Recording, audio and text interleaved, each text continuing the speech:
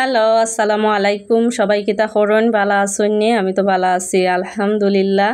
আজকে আমি এমন একটা নাস্তা বানাইতেছি, আপনার বাসায় যদি কোনো কিছু নাও থাকে তাও আপনি এই নাস্তাটা খুব সহজে অল্প উপকরণে বানাই নিতে পারবেন।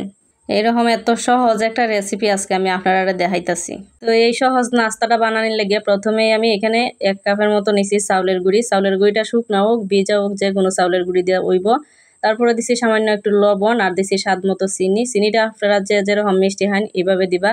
তারপরে দিছি একটা ডিম আর দিছি সামান্য একটু সয়াবিন তেল।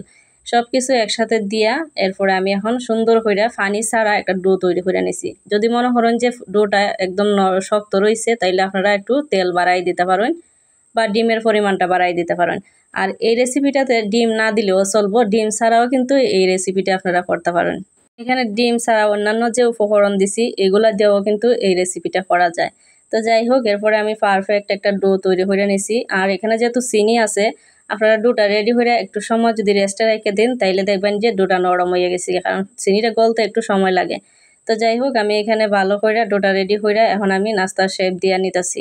এখানে নাস্তার শেপটা আমি আমার পছন্দ মতো করছি, আপনারা আপনার পছন্দ মতো করে নিতে পারেন।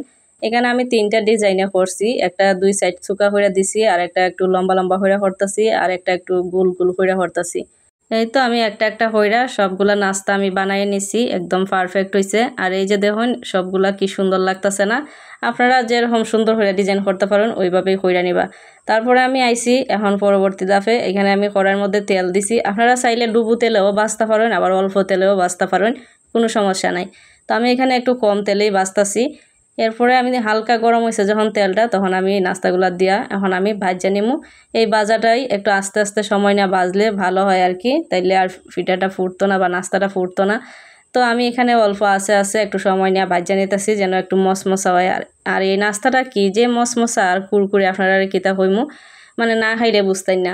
মুখে দিলে একদম গুঁড়া গুঁড়া হয়ে যাইবে, এতটাই নরম সফট আবার মশমশা সব কিছু মিলাইয়া। আর এখন পর্যন্ত যারা ভিডিওটা দেখছেন আপনারা অবশ্যই জানাইবেন যে এর চেয়ে কি সহজ কোনো রেসিপি হইতে পারে।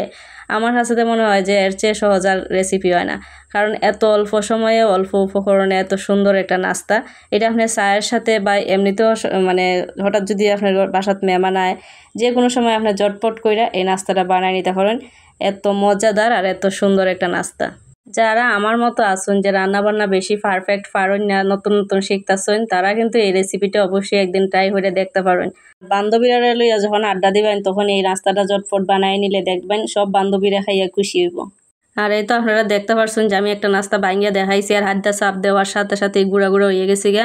তো আমার ভিডিওটা কীরকম লাগছে অবশ্যই কমেন্ট করে জানাইবেন। আজকের ভিডিও এই পর্যন্তই। আল্লাহ হাফেজ।